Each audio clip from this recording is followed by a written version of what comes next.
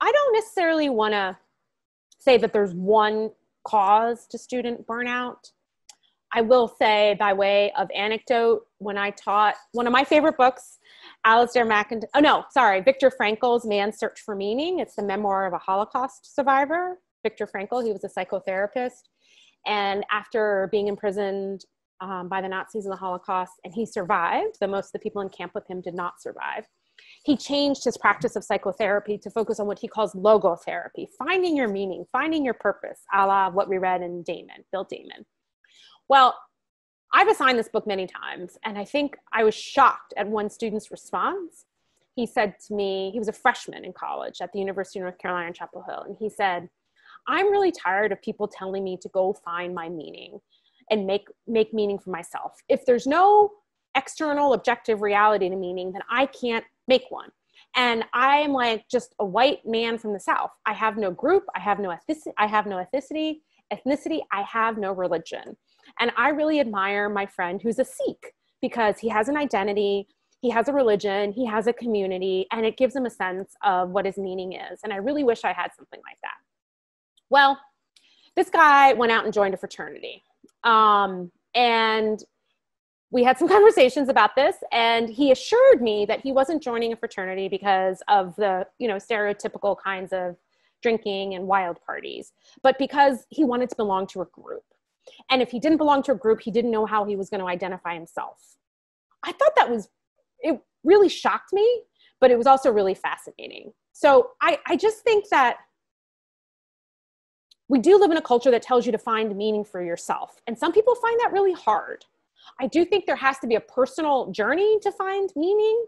But again, going back to Jasani, I think students want someone to posit at least a tradition, to give them a toolkit, something to work with, something that they themselves believe in.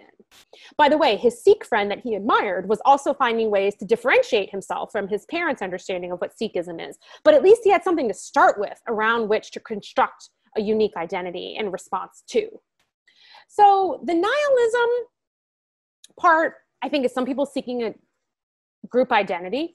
For other people, I have encountered a deep wondering about why they exist on this earth and whether or not their life has an ultimate meaning. And I've encountered students who grew up with no religion in the home who find that to be a pressing question. Maybe not all youth go through this stage, but there's no shortage of youth out there who are not told that they need to believe in a final ultimate outcome, but who have this pressing desire to know if there's any life after this world. And one student came up to me after teaching on Alasdair MacIntyre's concept of unconditional love and asked me, how do you get unconditional love if you've never had it? The question kind of stunned me, and I stumbled trying to find an answer, but I essentially told her that I had experienced unconditional love when I was on one of my trips to Haiti. And when I realized that although I came as an outsider with all kinds of privilege, status, money, education, all of these things, that people who don't have those things, status, money, or education, they see straight through to your heart, and they see whether or not you're there because you want to be in a friendship, in a relationship with them. And realizing that even people who are materially deprived care more about the relationship with another human being than the thing that you bring them made me realize that I could experience unconditional love because it wasn't about what I could do for them or what I could give, but simply being present and being willing to see them, somebody who is in a lower status position than you, to see them, their presence, their existence as a gift in your life, and truly seeing them that way. This young woman took that idea and went out and started teaching theater with children and giving of herself and receiving with these children. And this was her very different mode of being than the way she was in her classrooms at Yale. I also did tell her one day over lunch, when she had confessed that she was feeling so low about her life that she wasn't sure that she needed to live anymore. She said that she had this recurring questions about suicide.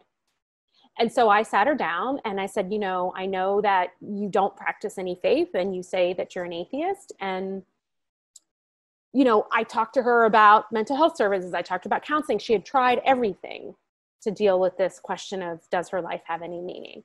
And I finally said, I realize you don't come from a position of faith, but ultimately I think your life has meaning because God created you and he loves you. And I just left it at that. And I left it as an open question, kind of like Jasani. Hey, look, this is how I answer that question. And if you want to discuss it, fine, but I know she's coming from a different position than me.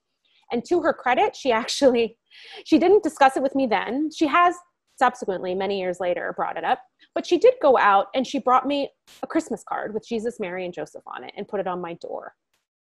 So what I took that was a sign of kind of reciprocity, that I was at least speaking to her from where I really stood and sharing with her how I answered that question.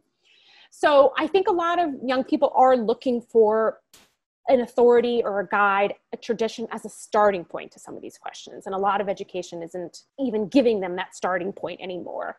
And it's very hard, as the one student said, and as subsequently others have said, to go find meaning for yourself when nobody's even giving you a position that they believe in to start from as the beginning to this inquiry.